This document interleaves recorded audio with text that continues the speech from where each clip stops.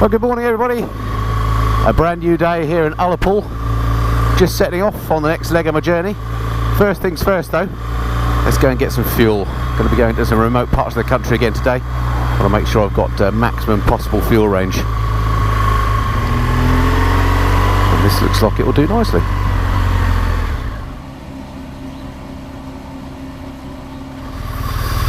Okie dokie, let's hit the road again.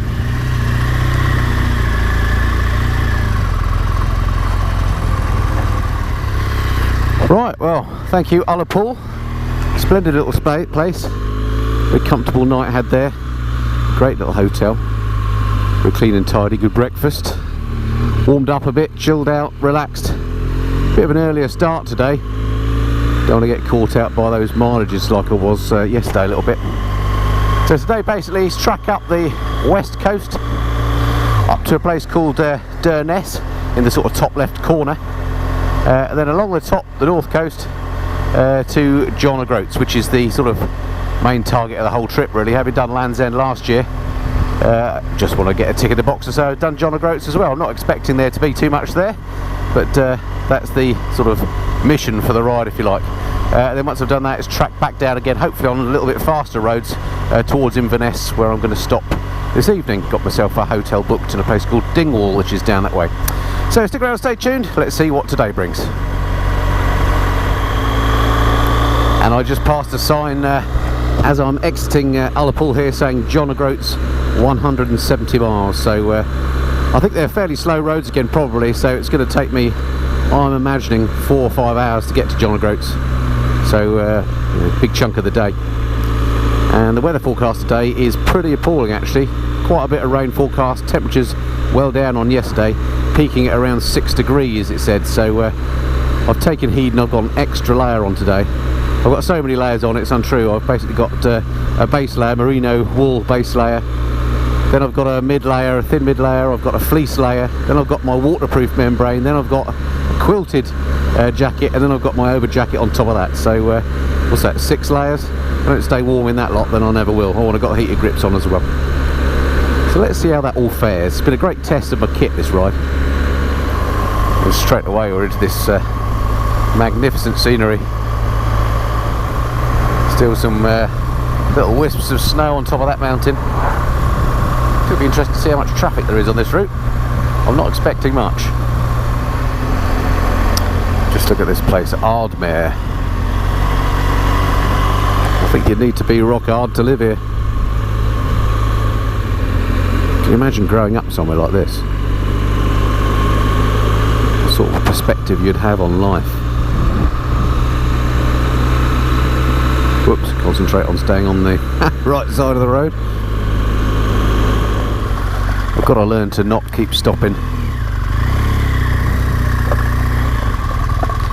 because it really slows progress. But look at this.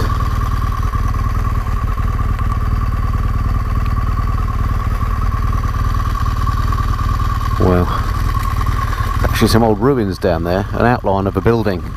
Somebody obviously used to live there, I guess. Unless it's a pen for animals or something, but my word.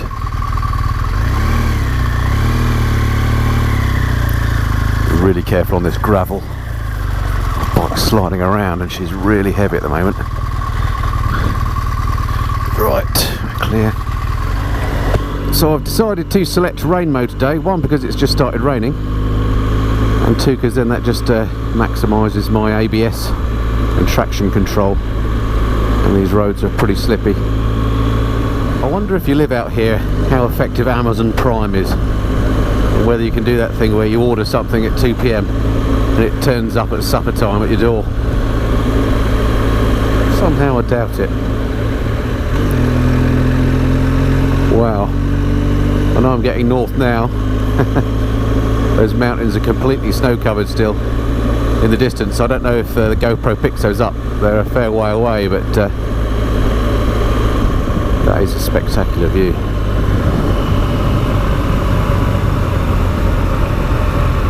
Just look at this place. I've been absolutely gobsmacked on this trip. I mean, I've been to Scotland loads of times, but I've never been to this far north in Scotland, and Obviously I knew it was beautiful, but it's absolutely breathtaking up here.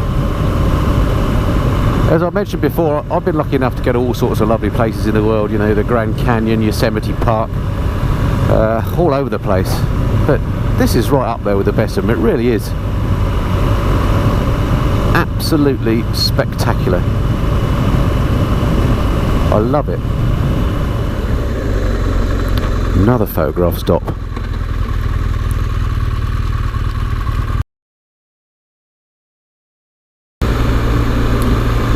Well, my multi-layer strategy seems to be working quite well. I'm not cold at all. Let's just check what the current temperature is.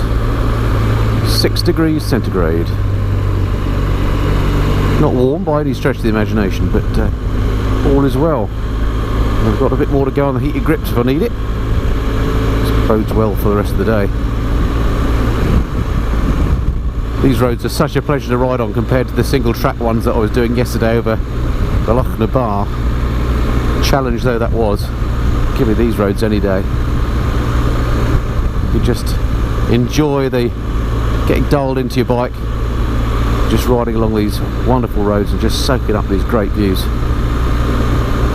It really does make me appreciate the BMW GS, a bike that I ride more than any other bike because it's a sort of a great general purpose tool just for popping down the shops and so on. But when you come on trips like this and you can load it up and you can just appreciate its long legs and its great comfort, its power, everything it does, just an amazing machine.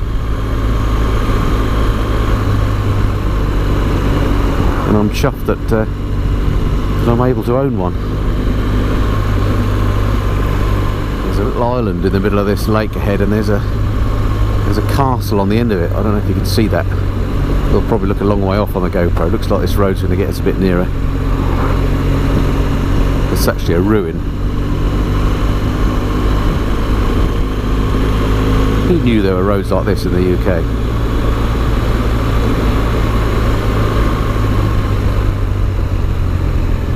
There we are, look at that.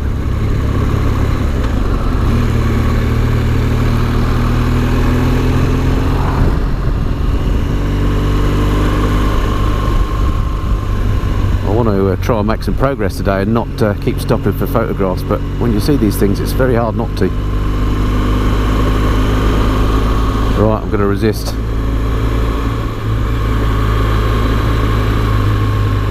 He couldn't. Loch Anib here, Loch Inver. Let's have a quick look here. Oh, gorgeous. No time to stop and enjoy the view.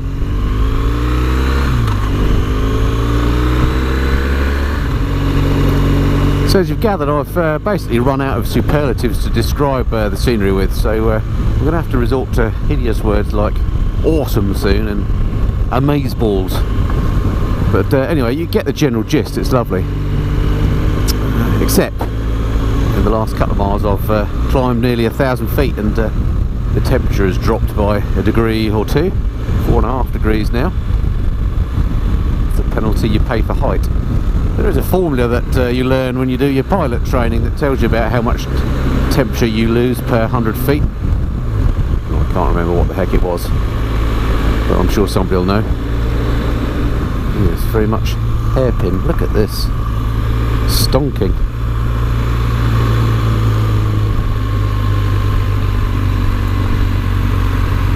These are better hairpins, you can actually ride around these as opposed to wobble and panic your way around, which is what I was doing yesterday at the Loch na Bar.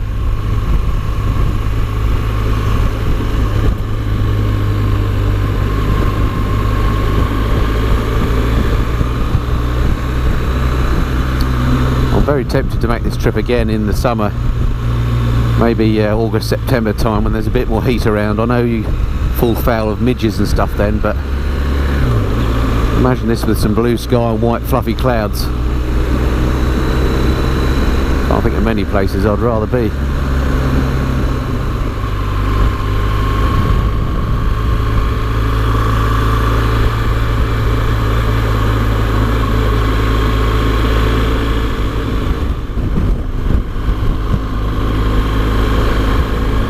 Wow. bridge. In fact, this was the one of the pictures in the MCN article was taken on this very bridge. I remember seeing it. The photographer was up there. Amazing. In fact, there's probably a picture there myself. I must stop doing all these picture stops.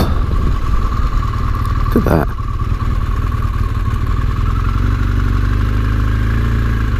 Oh, that's quite spectacular. Somebody's been doing donuts here. Nice.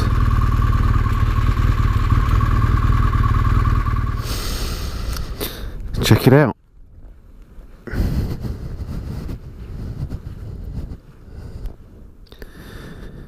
Wow, quite a bit of engineering in the middle of nowhere.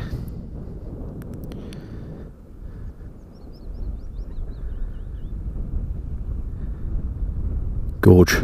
Right, I'm not going to bat for long because I'll get cold.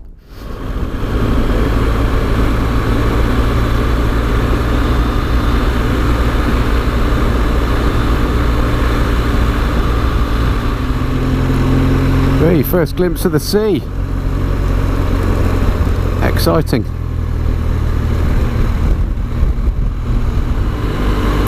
Oh, and there's a little glimmer of blue sky over that way. Let's hope that's where I'm heading. Porsche perchance? Yep. And is this a Ferrari or a McLaren? Followed by something else? Oh yes. It's the very expensive car club out, obviously, on the North Coast 500. Nice Aston Martin. So this road I'm on now, by the way, is the A838, very much part of the proper North Coast 500 route, and it's got some lovely parts of the road. The bit I just did where those guys from the very expensive car club passed me, lovely stretch of road there, been resurfaced, really beautiful, and then a couple of miles later it comes back down to this single track road with parking spaces, so you really do get a bit of everything on this route. Look at the colours on that mountain, all those mountains over there. There's just something about those brown hues that I find very appealing.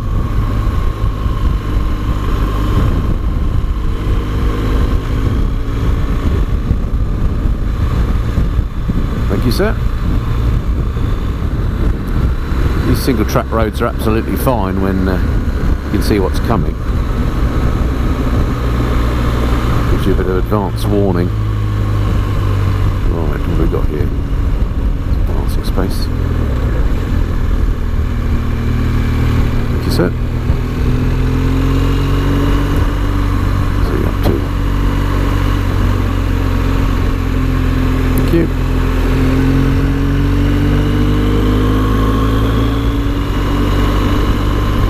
What a vast wilderness.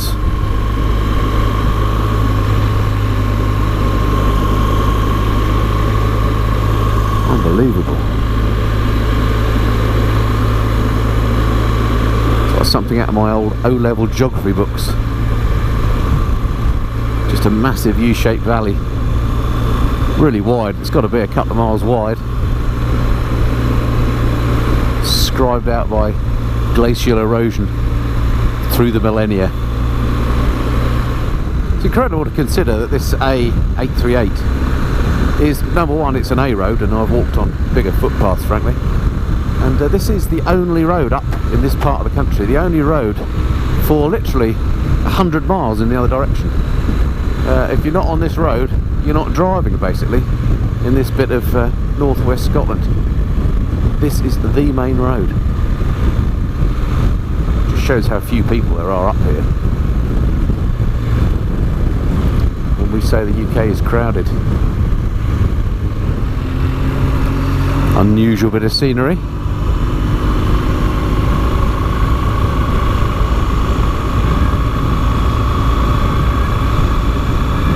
Nice to see a bit of blue sky at last.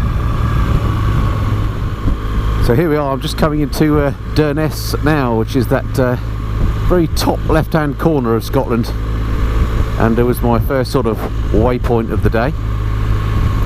Next stop, here we are, welcome to Durness.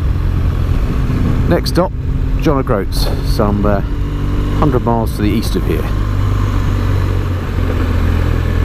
Oh, it's really quite civilised here.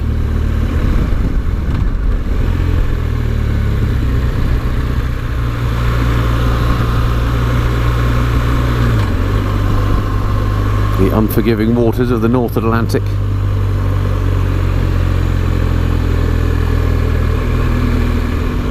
Actually, forget what I just said. I just stopped and programmed John O'Groats into the sat-nav, and in fact it's about 60 miles east as the crow flies, but on the roads, which obviously is what I'm doing, 92 miles. So another 2 hours to get to John O'Groats, which is my second main waypoint of the day, and really I guess the whole target or goal of the trip is to get to John O'Groats, the UK's most northerly point, having done Land's End last year. Wow, we've got some daffodils out here, that's very pleasant. Wow, the waters here in the sea are so blue. Beautiful beach down there, although forgive me if I don't take a dip, as it's only about 4 degrees at the moment. Well, there we have it. Gorgeous. Another cracking beach down there.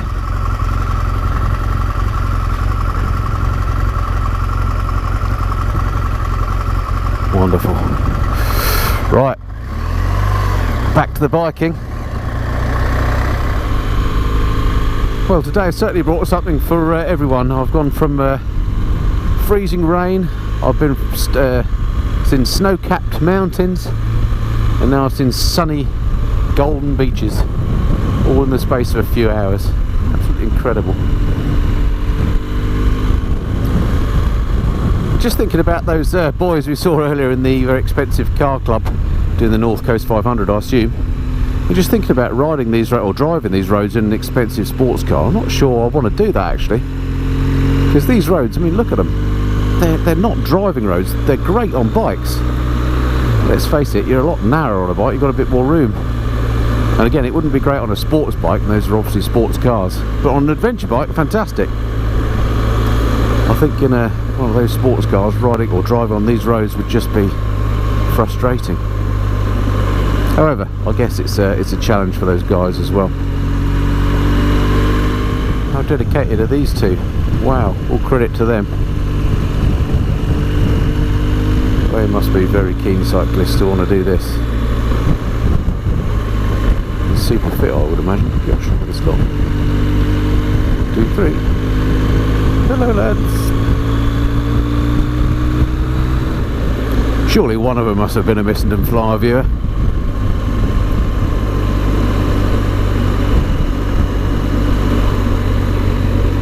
Wowzer.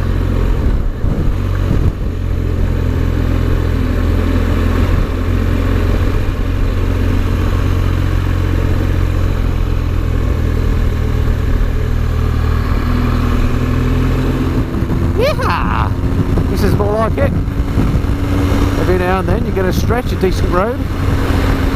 Looks like I'm about to cross a bit of a causeway. Rather fun.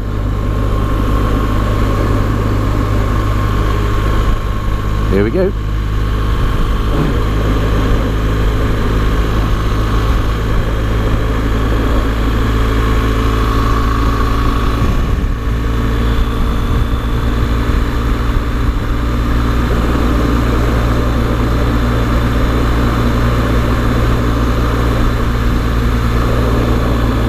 Playing Resist the Viewpoint again.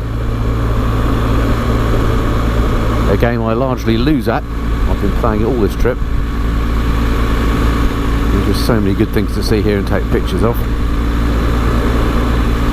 Not a Ferrari. Right, coming to a place now called Tongue, as in the thing in your head, in your mouth. Great name for a place. Well, I hesitate to say it, but can't believe how lucky I've been so far today with this weather. The forecast this morning was very much for rain in these parts, and I don't know if it's because I'm basically hugging the coast, and coastal areas are often have a different sort of microclimate to the rest of the country inland. But Other than when I went across country earlier on and got a bit wet, it's actually been quite bright and the sun's out properly there. Very, very nice. I mean, you can put extra layers on and guard to some degree against getting cold, but if it's raining as well, that's not so good. I mean, you can stay dry, but you get cold and wet. It's not nice on a bike, no matter what kit you've got. Oh, thank you, Mr. Motorhome. Thank you, sir. Oh, fella on a scooter. Brilliant. Hello. Could have been a lady, of course. On two wheels, that's the main thing. Thank you. A Maserati off-roader. Who'd have thought it? And I noticed they don't put chevrons on roads around here. The Scottish just let you work it out for yourself, which is fair enough. I've also noticed I haven't seen a single speed camera for, well, hundreds of miles. That's also welcome. Not that I'm for 1 minute encouraging anyone to break the speed limits, but it's nice to be able to just ride as you wish and not worry too much about falling foul of the law and keeping your eye on the speedo, but you can just watch the road. John O'Groats, 55 miles. Since lunchtime is getting near. Another amazing beach.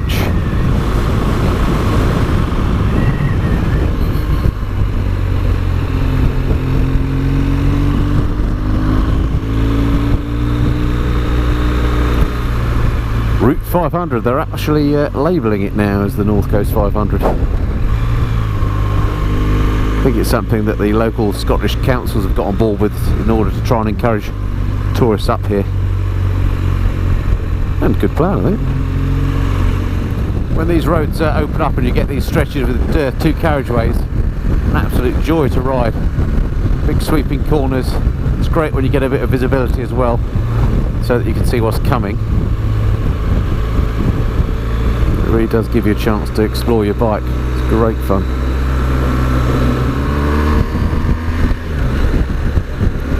The seas looking pretty rough over there. It's getting quite windy now.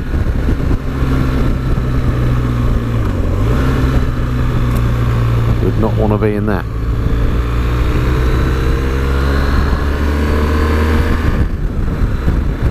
Well, look at this, is turning into a proper road now. Brilliant.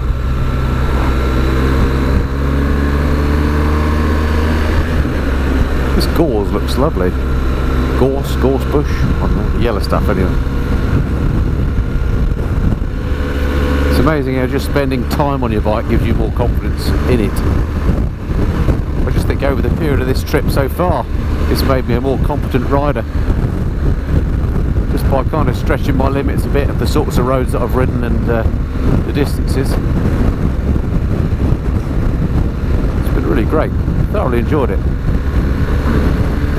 Interesting view down there of, I don't know if you'll be able to see it when I come around this corner, the power station at Dounreay, the nuclear power station. I assume that's what that must mean. Well, it absolutely is a nuclear power station, and there's only one around here that I know of. It's sort of way off, so I don't know if you can see it on the GoPro. There we are, just on the coast there, for obvious reasons. All the British nuclear power stations are on the coast, and mostly in out of the way places. Interesting that you've got Dounreay there, and then just up ahead on the top of the hill you've got a massive wind farm with what looks like 20 or 30 turbines. At the moment they're all feathered, which makes me think either it's a very still day or it's too windy for them to be actually turning. I suspect it's the latter. It's a fun stretch of road through here.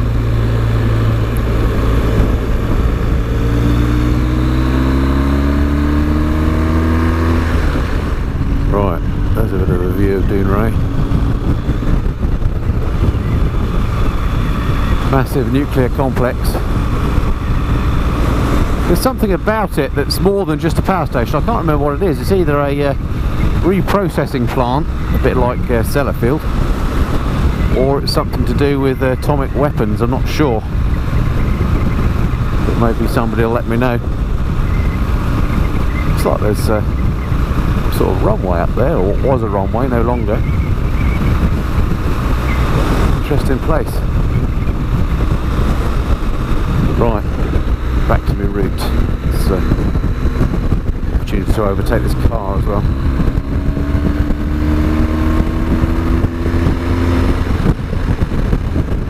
Okay, so this is the town of Thurso, and this is the first supermarket I've seen for hundreds of miles. A little. Must be where you get everything if you live in Thurso. I'm not sure why I've heard of Thurso. I think it might be to do with the Radio 4 shipping forecast again. Is Thurso one of those? Or maybe it's from bleak weather forecasts, I don't know. But it always sounds a very long way away and very cold and remote. And from my experience, I'm right on all fronts. But it's actually the most built up area I've been in for a long time. This is a proper town with everything you need. I mean, you could live here and it wouldn't be too terrible. No disrespect to Thursoans, of course. This is Saturday lunchtime, so this is as busy as Thurso gets. Right now then, John O'Groats, please. I think it's this way, yeah. Don't have a choice.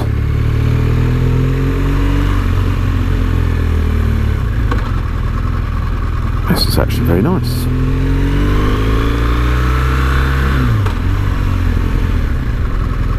First traffic lights I've seen for a long time.